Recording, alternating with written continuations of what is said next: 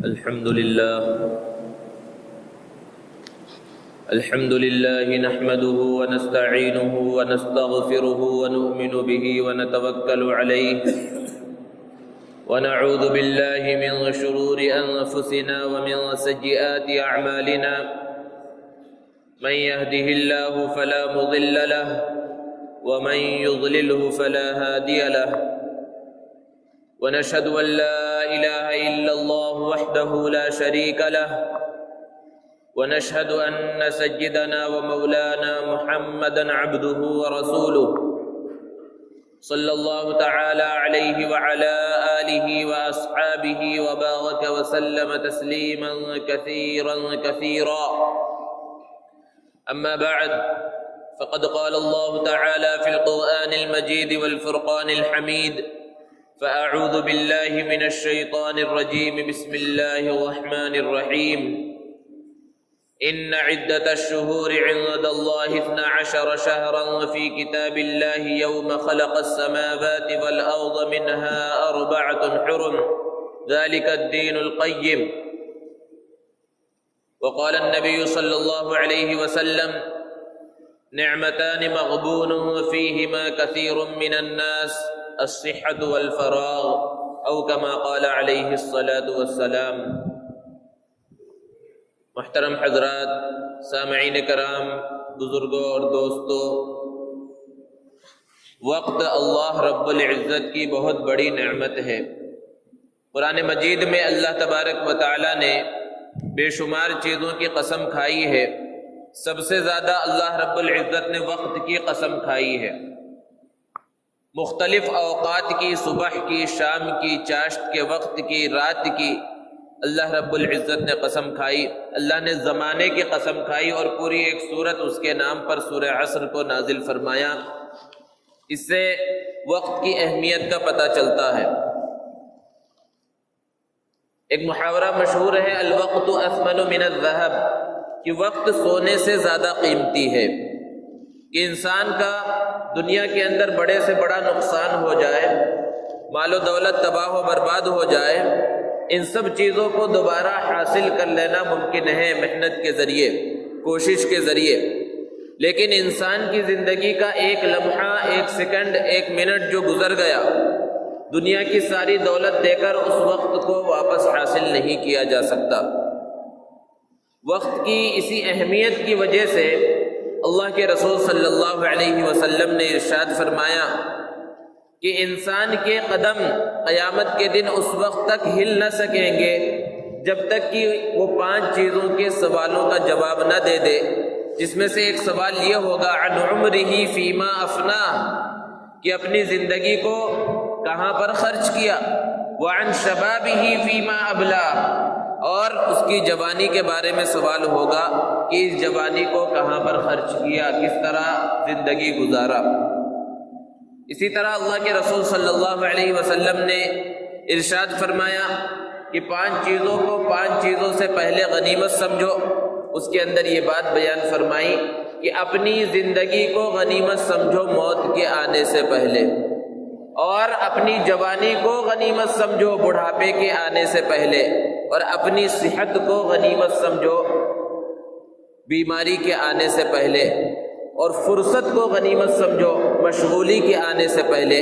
یہ سب باتیں اس بات کی جانب اشارہ کرتی ہیں کہ وقت کی کتنی زیادہ اہمیت ہے۔ ایک بزرگ فرماتے ہیں کہ میری توبہ کا اور میرے نیک بننے کا سبب ایک برف والا ہوا کہ وہ دوپہر میں اور سخت گرمی کے اندر برف بیچ رہا تھا، اور گرمی میں برف کی لوگوں کو زیادہ ضرورت پڑتی ہے کہ اسے پانی کے اندر استعمال کیا جائے، پانی کو ٹھنڈا کیا جائے، یا شربت میں استعمال کر لیا جائے، یا دوسرے کاموں میں استعمال کر لیا جائے۔ لیکن جب موسم ٹھنڈا ہو جاتا ہے تو برف کا استعمال زیادہ نہیں ہوتا اور برف کی خرید و فروخت بھی کم ہو جاتی ہے۔ تو سخت گرمی میں دوپہر میں وہ بازار میں برف بیچ رہا تھا کہ آسمان پر بادل نمودار ہوئے اور موسم ٹھنڈا ہو گیا۔ اب لوگوں نے اس سے برف خریدنا جو ہے چھوڑ دیا، اب وہ برف پگھلنے لگا۔ تو اس نے یہ صدا لگائی: اے وہ لوگوں جو اب تک میرے برف کو خرید رہے تھے، میرے برف کو خرید لو، میرا سرمایہ پگھلا جا رہا ہے، کیونکہ برف تو باقی رہے گا نہیں کہ اس کو کہیں محفوظ کر دیا جائے، رکھ دیا جائے اور پھر اگلے دن بیچ دیا جائے۔ اگر اس کو استعمال نہ کیا جائے تو وہ پگھل کر ختم ہو جائے گا۔ یہ بزرگ فرماتے ہیں کہ اس سے مجھے بہت زیادہ اثر ہوا کہ میری زندگی بھی برف کی طرح ہے، جو ہر منٹ ہر سیکنڈ کے گزرنے کے ساتھ کم ہوتی جا رہی ہے۔ اسی کو شاعر نے کہا کہ ہو رہی ہے عمر مثل برف کم، چپ کے لمحہ لمحہ دم بدم، کہ ہماری عمر برف کی طرح پگھل رہی ہے، ہم اپنی پیدائش سے دور جا رہے ہیں اور اپنی موت کے قریب ہوتے جا رہے ہیں۔ دنیا کے اندر آپ کا مشاہدہ ہوگا کہ وہی لوگ کامیاب ہوتے ہیں جو وقت کو صحیح طرح سے استعمال کریں۔ دین کے اعتبار سے بھی وہی کامیاب ہوتے ہیں اور دنیا کے اعتبار سے بھی وہی لوگ ترقی کرتے ہیں جو وقت کا صحیح استعمال کرتے ہیں، وقت کی صحیح طرح سے قدر کرتے ہیں۔ اور جو یوں ہی اوقات کو برباد کر دیتے ہیں، تضییع اوقات کے اندر لگے رہتے ہیں، وقت کی قدر نہیں کرتے، وہ نہ دین کے اعتبار سے کامیاب ہو پاتے ہیں اور نہ دنیا کے اعتبار سے کامیاب ہو پاتے ہیں۔ وقت کے بارے میں اللہ کے رسول صلی اللہ علیہ وسلم نے ارشاد فرمایا، قیامت کی نشانیوں میں سے کہ وقت بہت تیزی سے گزرے گا، اور آج ہم دیکھ رہے ہیں کہ وقت کتنی تیزی سے گزرتا چلا جا رہا ہے۔ ابھی ایسا محسوس ہوتا ہے کہ چند دنوں پہلے کی بات ہے کہ ہم رمضان کی عبادتوں میں مشغول تھے، پھر عید منائی ہم نے، اور پھر اس کے بعد حجاج کرام کو ہم روانہ کر رہے تھے، انہیں وداع کر رہے تھے، ان سے دعاؤں کی درخواست کر رہے تھے۔ حجاج کرام گئے بھی، حج سے فارغ بھی ہو گئے اور حجاج کرام کی واپسی کا سلسلہ بھی شروع ہو گیا۔ کتنی تیزی سے وقت گزر رہا ہے۔ اسی کو اللہ کے رسول صلی اللہ علیہ وسلم نے بیان فرمایا کہ ایسا محسوس ہوگا سال مہینے کے اندر گزر گیا، مہینہ ہفتے میں گزر گیا، اور ایک ہفتہ ایسا محسوس ہوگا ایک دن کے اندر گزر گیا، اور ایک دن ایسا محسوس ہوگا ایک گھنٹے کے اندر گزر گیا، اور گھنٹہ ایسا محسوس ہوگا کہ ایک چنگاری جس طرح ادھر سے ادھر جاتی ہے اس انداز میں ایک گھنٹہ بھی گزر گیا۔ اور آج یہی حال ہے۔ ہجری کیلنڈر کے اعتبار سے ابھی 1439 چل رہا ہے، آج اس کی 26 تاریخ ہے ذی الحجہ کے، جو اسلامی کیلنڈر اور ہجری کیلنڈر کے اعتبار سے آخری مہینہ ہے۔ 4-5 دنوں کے بعد ایک نیا کیلنڈر شروع ہوگا، نیا سال شروع ہوگا، جو ہجری سال ہوگا، اسلامی نیا سال ہوگا، اور وہ 1440واں سال ہوگا۔ ایک کے بعد ایک ہماری زندگی سے سال گزر رہے ہیں، ختم ہوتے جا رہے ہیں، ہماری زندگی کی یہ اوقات گزر رہے ہیں۔ ہمیں یہ سوچنا ہے کہ ہم اپنی زندگی کے اندر کچھ کر رہے ہیں یا یوں ہی خانہ پوری کرتے ہوئے زندگی گزارتے چلے جا رہے ہیں، اور ہماری زندگی میں ہمارا کوئی مقصد نہیں ہے، کوئی ٹارگٹ ہماری زندگی کے اندر نہیں ہے۔ تو بہرحال ہجری کیلنڈر، جسے اسلامی کیلنڈر بھی کہا جاتا ہے، عربی کیلنڈر بھی کہا جاتا ہے، ہجری تقویم اور اسلامی تقویم بھی کہا جاتا ہے، اس کا آغاز سیدنا عمر ابن الخطاب رضی اللہ تعالی عنہ کے دور خلافت سے ہوا۔ حضرت عمر رضی اللہ تعالی عنہ نے اس کو جاری فرمایا تھا، اور حضرت عمر رضی اللہ تعالی عنہ کی شہادت اور آپ کے اوپر جو حملہ ہوا تھا وہ آج ہی کی تاریخ میں 26 ذی الحجہ کو ہی مسجد نبوی میں جب حضرت عمر رضی اللہ تعالی عنہ نماز پڑھا رہے تھے، ابو لؤلؤ فیروز مجوسی نے حضرت عمر رضی اللہ تعالی عنہ کے اوپر حملہ کیا تھا، اور آپ بہت زیادہ زخمی ہو گئے تھے، اور 3-4 دن زخموں کی حالت میں گزار کر ایک محرم الحرام کو آپ نے شہادت پائی۔ محرم الحرام کا جب مہینہ آتا ہے اور اس کا ذکر جب کیا جاتا ہے تو سیدنا حسین رضی اللہ تعالی عنہ کی مظلومانہ شہادت ہماری نظروں کے اندر گزر جاتی ہے۔ انشاءاللہ 10 محرم کے قریب جمعے کے اندر حضرت حسین رضی اللہ تعالی عنہ کی سیرت اور ان کی شہادت پر بیان کیا جائے گا، اور اس سے پہلے جیسا کہ گزشتہ جمعے میں اس سے پہلے بیان کیا گیا، حضرت عثمان رضی اللہ تعالی عنہ کی شہادت 18 ذی الحجہ کو ہوئی تھی، اور 1 محرم الحرام کو حضرت عمر رضی اللہ تعالی عنہ کی عظیم شہادت ہوئی۔ لیکن مسلمان ہیں کہ تاریخ سے غافل ہیں اور اپنے ان اکابر سے اور اسلاف کی قربانیوں سے غافل ہیں، ان کا تذکرہ کرنے کی اور ان کی تاریخ اور ان کی سیرت پڑھنے کی فرصت نہیں ہے۔ انشاءاللہ آئندہ حضرت عمر رضی اللہ تعالی عنہ کی سیرت کی ہلکی جھلکیاں پیش کی جائیں گی۔ تو بہرحال اللہ کے رسول صلی اللہ علیہ وسلم کا جو زمانہ ہے زمانہ نبوت، اور اس سے پہلے جو زمانہ جاہلیت ہے، اور حضرت ابوبکر صدیق رضی اللہ تعالی عنہ کا جو دور خلافت ہے، اور حضرت عمر رضی اللہ تعالی عنہ کا جو ابتدائی دور خلافت ہے، اس کے اندر خاص طور پر کسی کیلنڈر کو استعمال نہیں کیا جاتا تھا، حالانکہ عیسوی کیلنڈر پہلے سے چل رہا تھا، وہ حضرت عیسیٰ علیہ السلام کی ولادت سے ہی اس کا آغاز ہوا ہے، لیکن عربوں میں اس کے استعمال کا رواج بہت کم تھا۔ اسی لیے آپ جب تاریخ کو اور سیرت کو پڑھتے ہوں گے، سنتے ہوں گے، تو ایک لفظ بہت زیادہ سنتے ہوں گے کہ عام الفیل کے اتنے سال کے بعد یہ واقعہ پیش آیا۔ عام الفیل کہ جس سال اللہ رب العزت نے ابرہہ کے ہاتھیوں کے لشکر کو تباہ و برباد کر دیا تھا، کیونکہ ایک بہت بڑا واقعہ تھا، اس لیے اس کو بنیاد بنا لیا گیا اور اس سے تاریخیں متعین کی جانے لگی کہ عام الفیل کے اتنے سال کے بعد فلاں پیدا ہوئے اور فلاں کا انتقال ہوا، کیونکہ کوئی کیلنڈر نہیں چل رہا تھا عربوں کے اندر زمانے جاہلیت میں، اور پھر اللہ کے رسول صلی اللہ علیہ وسلم کے زمانے نبوت میں اس کے استعمال کا رواج نہیں تھا، اس لیے اس انداز میں تاریخ کا استعمال ہوتا تھا۔ اور تاریخ تو لکھی جاتی تھی، تو کہیں تاریخ ہوتی تھی تو مہینہ نہیں ہوتا تھا، مہینہ ہوتا تھا تو سن لکھا ہوا نہیں ہوتا تھا۔ حضرت عمر رضی اللہ تعالی عنہ کے خلافت کے زمانے میں 21 ہجری کے اندر ایک تحریر ان کے پاس پہنچی جس میں شعبان کے مہینے کے بارے میں لکھا ہوا تھا، تو انہوں نے سوال کیا کہ اس میں شعبان کا مہینہ لکھا ہوا ہے، لیکن ہمیں کیسے معلوم ہو کہ یہی شعبان ہے جو گزرا یا اس سے پہلے والا شعبان ہے، کیونکہ اس کے اندر تو سن لکھا ہوا نہیں ہے۔ اور ایک روایت کے اندر ہے کہ حضرت ابو موسیٰ اشعری رضی اللہ تعالی عنہ نے حضرت عمر رضی اللہ تعالی عنہ کے پاس ایک خط لکھا، وہ کسی علاقے کے حاکم اور گورنر تھے، انہوں نے خط میں یہ بات لکھی کہ آپ دنیا کے مختلف کونوں میں جہاں پر اسلامی حکومت قائم ہے، خلافت آپ کی ہے، وہاں پر فرمان جاری کرتے ہیں کہ یہ کام کیا جائے اور اس کام سے رکا جائے، اور اس کے اندر کوئی تاریخ نہیں ہوتی جس کی وجہ سے ہمیں یہ معلوم نہیں ہو پاتا کہ آپ نے یہ فرمان کب جاری کیا، یہ فرمان آپ کے پاس سے کب روانہ ہوا، حاکم کے پاس کب پہنچا، اور اس پر عمل آوری کب ہوئی، ان سب چیزوں کے بارے میں تفصیل معلوم نہیں ہو پاتی، اس کے بارے میں کوئی حل ڈھونڈنا چاہیے۔ حضرت عمر رضی اللہ تعالی عنہ نے بڑے بڑے صحابہ کی میٹنگ بلائی اور ان سے مشورہ کیا۔ یہ مشورہ اللہ کے رسول صلی اللہ علیہ وسلم کی سنت ہے، اللہ کے رسول صلی اللہ علیہ وسلم کو سب سے زیادہ علم دیا گیا، لیکن اس کے باوجود بھی اللہ کے رسول صلی اللہ علیہ وسلم اہم امور کے اندر اپنے صحابہ سے مشورہ کیا کرتے تھے، یہی حال خلفائے راشدین کا تھا۔ تو اسی سنت کو پورا کرتے ہوئے حضرت عمر رضی اللہ تعالی عنہ نے بڑے بڑے صحابہ کی میٹنگ بلائی اور ان کے سامنے اس بات کو رکھا کہ کوئی اسلامی تقویم ہونی چاہیے، کوئی اسلامی کیلنڈر ہونا چاہیے، سب کو یہ بات پسند آئی۔ حضرت عمر رضی اللہ تعالی عنہ نے اب صحابہ سے رائے لی کہ آپ حضرات اپنی اپنی رائے پیش کریں کہ کس چیز کو بنیاد بنایا جائے، کہاں سے اسلامی کیلنڈر کا اور اسلامی تقویم کا آغاز کیا جائے۔ مختلف صحابہ نے مختلف طرح کی رائے دی۔ ایک رائے یہ آئی کہ اللہ کے رسول صلی اللہ علیہ وسلم کی ولادت کے سال کو اسلامی کیلنڈر کا پہلا سال مانا جائے اور وہاں سے اس کا آغاز کیا جائے۔ اور ایک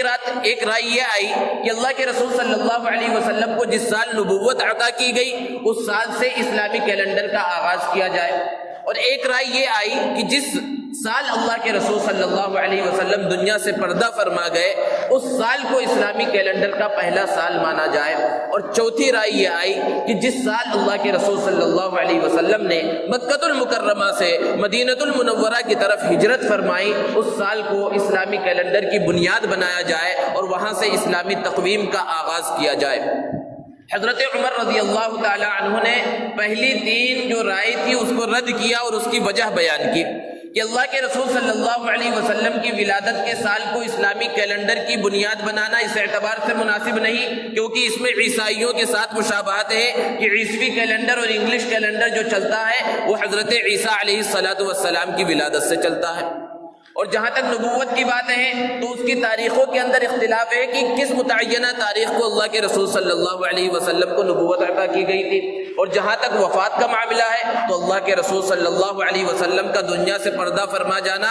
یہ مسلمانوں کے واسطے اور خاص طور سے اس زمانے میں جو لوگ موجود تھے ان کے واسطے کتنی بڑی مصیبت تھی۔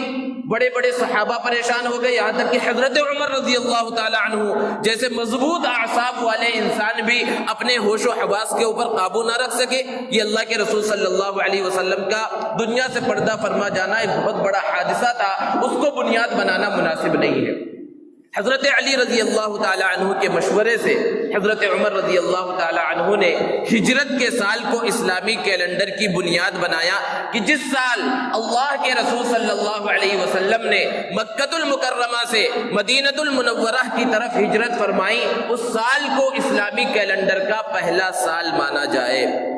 تو اب 1439 ختم ہونے جا رہا ہے، گویا کہ اللہ کے رسول صلی اللہ علیہ وسلم نے مکہ سے مدینے کی طرف جب ہجرت فرمائی تھی جس سال، اس سال سے لے کر اب تک 1439 سال گزر چکے ہیں، اور اللہ کے رسول صلی اللہ علیہ وسلم کو اس دنیا سے پردہ فرمائے ہوئے 1429 سال گزر چکے ہیں۔ یہ تاریخ ہے، لیکن مسلمانوں کو یہ تاریخ معلوم ہی نہیں ہے۔ مسلمانوں کو معلوم ہے تو 2018 معلوم ہے، جنوری اور فروری معلوم ہے، انہیں اگست اور سپٹمبر معلوم ہے، انہیں معلوم نہیں ہے تو 1439 اور 1440 معلوم نہیں ہے، انہیں ذی الحجہ اور محرم معلوم نہیں ہے۔ آج کسی مسلمان بچے سے جو شعور کی عمر والا ہے، جو چیزوں کو سمجھتا ہے، اس سے آپ انگلش تاریخ اور عیسوی کیلنڈر کے مہینوں کے نام پوچھئے، زبانی فرفر آپ کو بتا دے گا، ہفتوں کے نام پوچھئے وہ بتا دے گا، ساری چیزیں بتا دے گا، لیکن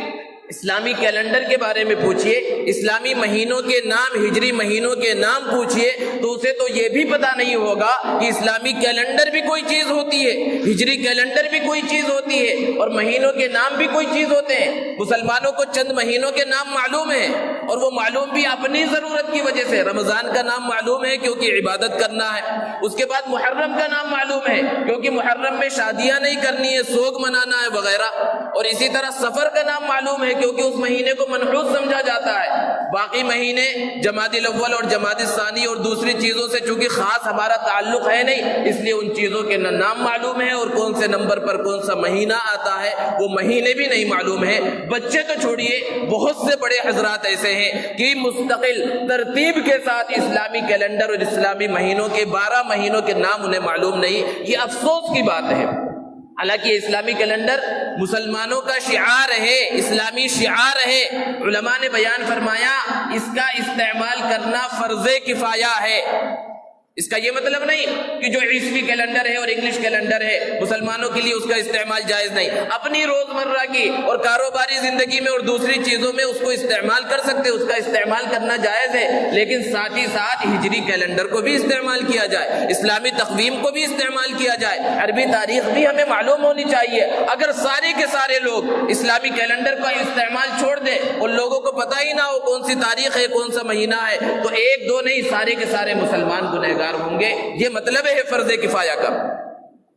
تو یہ ہجری کیلنڈر کی اور اسلامی کیلنڈر کی اہمیت ہے۔ یوں تو سورج بھی اللہ کا ہے اور چاند بھی اللہ کا ہے۔ ہجری کیلنڈر جو چلتا ہے جسے قمری کیلنڈر بھی اور قمری تاریخ بھی کہا جاتا ہے، اس کی بنیاد چاند پر رکھی گئی ہے، اور جو عیسوی کیلنڈر ہے جسے انگلش کیلنڈر بھی کہا جاتا ہے، اس کی بنیاد سورج پر ہے۔ سورج کا نظام بھی اللہ کے قبضے قدرت میں ہے اور چاند کا نظام بھی اللہ کے قبضے قدرت میں ہے، لیکن اللہ تبارک و تعالی نے مسلمانوں کے واسطے اسلامی عبادات کے واسطے جس کیلنڈر کو پسند کیا وہ ہجری کیلنڈر کو، قمری کیلنڈر کو، چاند کے مطابق چلنے والے کیلنڈر کو پسند کیا۔ یہاں پر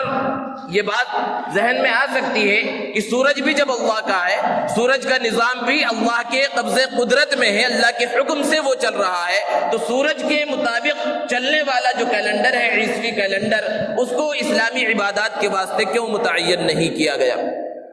تو تاریخ یہ بتاتی ہے کہ جو عیسوی کیلنڈر ہے، جو شمسی کیلنڈر ہے، جو سورج کے مطابق چلتا ہے،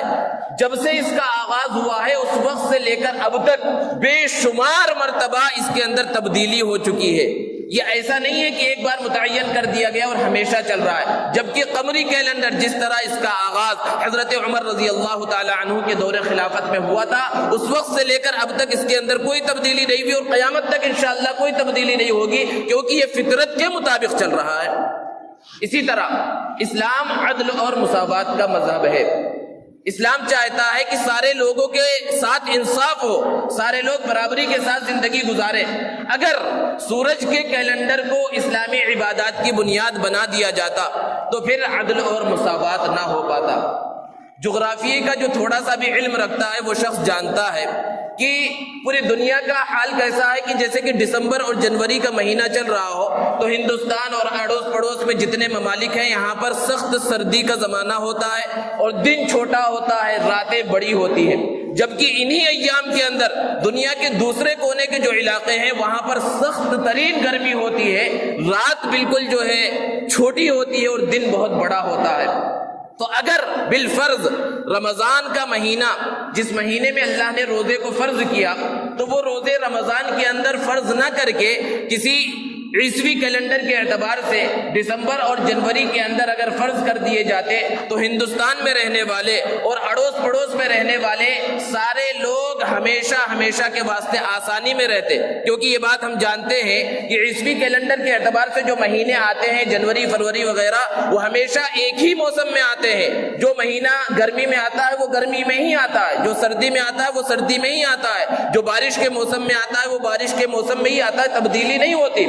لیکن چاند کے اعتبار سے جو مہینے چلتے ہیں ان کے اندر تبدیلی ہوتی ہے۔ جو بڑی عمر کے حضرات ہیں انہوں نے اپنے بچپنے میں دیکھا ہوگا کہ رمضان بہت سخت ترین گرمی میں آتا تھا، لیکن پھر چند سالوں پہلے سردی کے اندر آنے لگا، پھر بارش کے موسم میں، اور پھر چند سالوں سے پھر گرمی کے اندر آنا شروع ہوا۔ یہ رمضان جیسے کہ گزرا یہ بھی سخت ترین گرمی کے اندر تھا، لیکن اللہ کا فضل ہوتا ہے گرمی کے باوجود بھی مسلمان جو ہے روزہ رکھتے ہیں۔ تو اگر دسمبر یا جنوری کے اندر متعین کیا جاتا تو آدھی دنیا کے لوگ ہمیشہ کے واسطے آرام میں ہو جاتے کہ مختصر وقت کے لیے 8-9 گھنٹے کے لیے ہی روزہ رکھنا ہے یا 10 گھنٹے کے لیے روزہ رکھنا ہے اور اس میں بھی پیاس وغیرہ نہیں لگ رہی ہے، جبکہ آدھی دنیا کے لوگ سخت ترین مشکلات کے اندر ہوتے، گرمی کے اندر انہیں ہمیشہ روزہ رکھنا پڑتا۔ اللہ رب العزت چاہتے ہیں کہ یہ عبادات بدلتے موسم کے اندر آئیں، تاکہ اگر ایک علاقے کے لوگ ایک زمانے کے اندر آرام محسوس کر رہے ہیں تو وہی دوسرے زمانے کے اندر تکلیف بھی محسوس کرے، اور دوسرے زمانے کے لوگ جب تکلیف محسوس کر رہے ہیں تو جب زمانہ بدلے تو پھر وہ آسانی محسوس کرے۔ تو عدل اور مساوات اسلام چونکہ چاہتا ہے، اس وجہ سے بھی ہجری کیلنڈر کو بنیاد بنایا گیا۔ اور ایک چیز جو ہجری کیلنڈر کی خصوصیت ہے کہ چاند کو دیکھ کر ہم تاریخ کا پتہ کر سکتے ہیں، لیکن سورج کو دیکھ کر، جیسے کہ آج کیا تاریخ ہے، ہم سورج کو دیکھ کر چاہے وہ صبح کا سورج ہو یا دوپہر کا سورج ہو یا شام کے وقت کا سورج ہو، سورج کو دیکھ کر تاریخ کا پتہ نہیں لگا سکتے، بلکہ یہ بھی پتہ نہیں کر سکتے کہ مہینے کا شروع کا حصہ چل رہا ہے یا درمیانی حصہ چل رہا ہے یا آخری حصہ چل رہا ہے۔ جبکہ چاند کے کیلنڈر میں اگر چاند کو دیکھ کر ہم تاریخ معلوم کرنا چاہیں تو بہت آسانی کے ساتھ، جو انسان پڑھا لکھا نہیں ہے، بہت زیادہ دینی اور دنیاوی علم نہیں رکھتا، وہ بھی چاند کی حالت کو دیکھ کر کم سے کم اتنا ضرور پتا کر سکتا ہے کہ مہینے کا ابتدائی حصہ چل رہا ہے یا درمیانی حصہ چل رہا ہے یا مہینے کا آخری حصہ چل رہا ہے۔ یہ وجہ بھی ہے ہجری کیلنڈر کو متعین کرنے کی۔ بہرحال ہجری کیلنڈر کی اور بہت ساری خصوصیات ہیں جس کی وجہ سے اس امت کے واسطے اور اسلامی عبادات کے واسطے اور ساری چیزوں کے واسطے ہجری کیلنڈر کو متعین کیا گیا، منتخب کیا گیا۔ تو بہرحال حضرت عمر رضی اللہ تعالی عنہ کے سامنے یہ بات ہو رہی ہے اور انہوں نے اس بات کا فیصلہ کیا، سارے صحابہ نے اس کو قبول کیا۔ پھر اس کے بعد دوسرا مشورہ ہوا، دوسری یہ بات رکھی گئی کہ اللہ کے رسول صلی اللہ علیہ وسلم کی ہجرت کے سال کو پہلا سال مانا جائے گا، لیکن اسلامی سال میں پہلا مہینہ کون سا مہینہ ہوگا، وہاں پر بھی مختلف رائیں آئی۔ بعض لوگوں نے رائے دی کہ رمضان کے مہینے کو پہلا مہینہ مانا جائے، بعض نے رجب کے بارے میں رائے دی، بعض نے ربیع الاول کے بارے میں رائے دی، لیکن حضرت عثمان غنی رضی اللہ تعالی عنہ کے مشورے سے حضرت عمر رضی اللہ تعالی عنہ نے محرم کے مہینے کا فیصلہ کیا، اور اس کی وجہ یہ ہے کہ چونکہ اسلامی کیلنڈر اور اسلامی تقویم کی بنیاد ہجرت پر رکھا گیا ہے اور محرم کا تعلق بھی ہجرت سے ہے۔ وجہ یہ ہے کہ اللہ کے رسول صلی اللہ علیہ وسلم نے اگرچہ مکۃ المکرمہ سے مدینہ المنورہ کی طرف ہجرت ربیع الاول کے مہینے میں فرمائی، لیکن آپ اس ہجرت کا ارادہ محرم کے مہینے میں ہی فرما چکے تھے، کیونکہ مدینہ المنورہ کے جو انصار تھے وہ اللہ کے رسول صلی اللہ علیہ وسلم کو حج کے موقع پر انہوں نے دعوت دی تھی کہ آپ مدینہ تشریف لائیں۔ ذی الحجہ کے مہینے میں انہوں نے دعوت دی تھی، اور محرم کے مہینے میں اللہ کے رسول صلی اللہ علیہ وسلم نے ارادہ فرما لیا تھا۔ اس وجہ سے بھی اس مہینے کو اسلامی سال، اسلامی کیلنڈر، ہجری تقویم کا پہلا مہینہ متعین کیا گیا اور شمار کیا گیا۔ محرم کے مہینے کی بڑی فضیلت اللہ کے رسول صلی اللہ علیہ وسلم نے بیان فرمائی، جس کا تذکرہ انشاءاللہ آئندہ جمعہ میں کیا جائے گا۔ بہرحال یہ ہجری کیلنڈر کی ایک مختصر سی تاریخ ہے جو حضرت عمر رضی اللہ تعالی عنہ کے زمانے خلافت سے اس کا آغاز ہوا۔ ہجری کیلنڈر کے بارے میں بہت سارے اعتراضات جو لوگوں کے ذہنوں میں ہوتے ہیں کہ دنیا کے کچھ علاقے ایسے ہیں جہاں پر تاریخ ایک دن آگے چلتی ہے یا ایک دن پیچھے چلتی ہے، اور اللہ رب العزت نے بعض دنوں کو بعض دنوں پر فضیلت عطا فرمائی ہے، جیسے کہ شب قدر ہے، عام راتوں کے مقابلے میں اس کی اہمیت زیادہ ہے۔ یوم عاشورہ ہے، اس کی اہمیت و فضیلت زیادہ ہے۔ یوم عرفہ ہے، اس کی عظمت اور فضیلت زیادہ ہے۔ تو کچھ لوگ یہ اعتراض کرتے ہیں کہ سعودی کے اندر ایک دن پہلے اگر تاریخ چل رہی ہے، عرفہ ایک دن پہلے آ رہا ہے، عاشورہ کا دن ایک دن پہلے آ رہا ہے، تو جو روزے وغیرہ رکھنا ہے وہ وہاں کے اعتبار سے رکھا جائے گا یا یہاں کے اعتبار سے رکھا جائے گا؟ شب قدر تو ایک ہی ہوگی، وہاں ایک دن پہلے ہو رہی ہے، یہاں ایک دن بعد میں ہو رہی ہے، تو ہم وہاں کا اعتبار کریں یا یہاں کا اعتبار کریں؟ یہ اعتراض لوگوں کے ذہنوں میں ہوتا ہے، اور بہت آسان سا جواب ہے کہ پوری دنیا کا نظام سورج کے اعتبار سے بھی دیکھ لیں تو ایک وقت میں ہر جگہ پر سورج نہیں نکلتا۔ فجر کی نماز پوری دنیا میں ایک وقت پر کہیں نہیں ہوتی، یہاں فجر کی نماز ہو رہی ہوتی ہے تو کہیں پر جو ہے دھوپ نکل چکی ہوتی ہے، دن نکل چکا ہوتا ہے، یا شام ہو رہی ہوتی ہے۔ تو سورج کے اعتبار سے جو نظام چل رہا ہے، اوقات کے اعتبار سے دیکھا جائے تو ہم نمازیں بھی سعودیہ کو دیکھ کر یا دوسرے ممالک کو دیکھ کر نہیں پڑھتے، ہم اپنے علاقے کا وقت دیکھ کر نمازیں ادا کرتے ہیں۔ تو اسی طرح جہاں پر جب چاند نکلے گا، جس اعتبار سے جو تاریخ ہوگی، اس تاریخ کا اعتبار کرتے ہوئے ہی اس عبادت کو انجام دیا جائے گا۔ اس کے اندر کسی شک کے اندر مبتلا ہونے کی کوئی ضرورت نہیں ہے۔ تو بہرحال یہ ہجری کیلنڈر کی جو عظیم تاریخ ہے، اس کے اندر ہماری سب سے بڑی ذمہ داری یہ ہے کہ خود بھی اس ہجری کیلنڈر کو سمجھیں اور اپنی اولاد کو اور اپنے ماتحتوں کو اس کے بارے میں سمجھائیں، اس کی خصوصیات کو سمجھائیں کہ ہجرت کو ہی کیوں بنیاد بنایا گیا۔ حالانکہ قریب کے زمانے میں بڑے بڑے واقعات ہوئے تھے، بدر کی فتح بہت بڑی فتح تھی، پھر فتح مکہ ہوا، اور پھر حجۃ الوداع۔ کسی بھی واقعے کو بنیاد بنایا جا سکتا تھا، حالانکہ ہجرت کوئی ایسی چیز نہیں ہے جس کو تعریف کے طور پر بیان کیا جائے، کیونکہ ہجرت کسے کہتے ہیں؟ ایک جگہ کو چھوڑ کر دوسری جگہ چلے جانا۔ اور ایک جگہ سے چھوڑ کر دوسری جگہ کیوں گئے اللہ کے رسول صلی اللہ علیہ وسلم؟ کیونکہ ایک جگہ تکلیف کے اندر مبتلا تھے، غربت کی زندگی تھی، مشکلات کی زندگی تھی، تو گویا کہ یہاں تو مشکلات بتائی جا رہی ہیں، لیکن اس کے باوجود بھی ہجرت کو کیوں بنیاد بنایا گیا کہ ظاہری اعتبار سے ہجرت کے اندر اگرچہ کوئی بہت بڑی تعریف اور بہت بڑا سبق نظر نہیں آ رہا، لیکن جو